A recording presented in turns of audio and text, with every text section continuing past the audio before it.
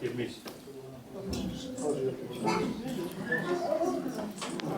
Εγώ δεν θα σας κουράσω, θα είμαι σύντομος.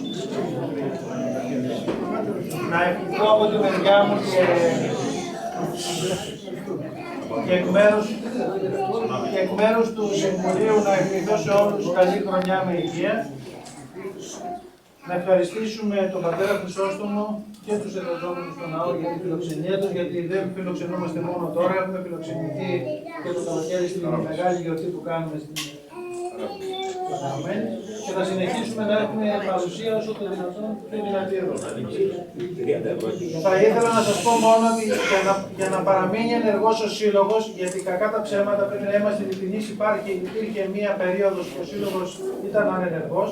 Για να παραμείνουμε ενεργοί θέλουμε τη βοήθεια και τη στήριξη, καθώς και την παρουσία που είναι το σημαντικότερο από όλους σας.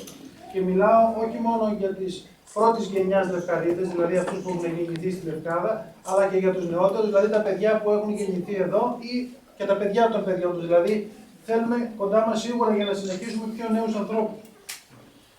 Θα ενημερώσω για 2-3 πραγματάκια που αφορούν το Σύλλογο. Λειτουργεί το χορευτικό μας τμήμα κάθε Κυριακή απόγευμα 6 με 7.30. Έχει καλή παρουσία, έχει συμμετοχή σε εκδηλώσεις. Είμαστε όλοι ευχαριστημένοι από την παρουσία του.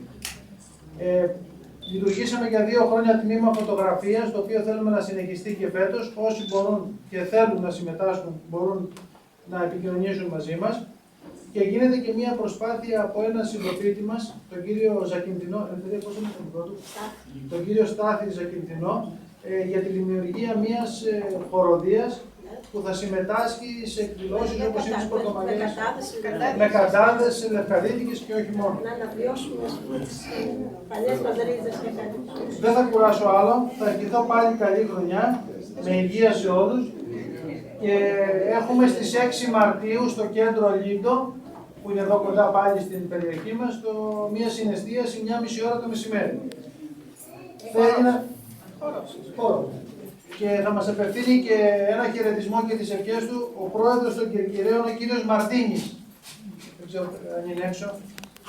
Ο κύριος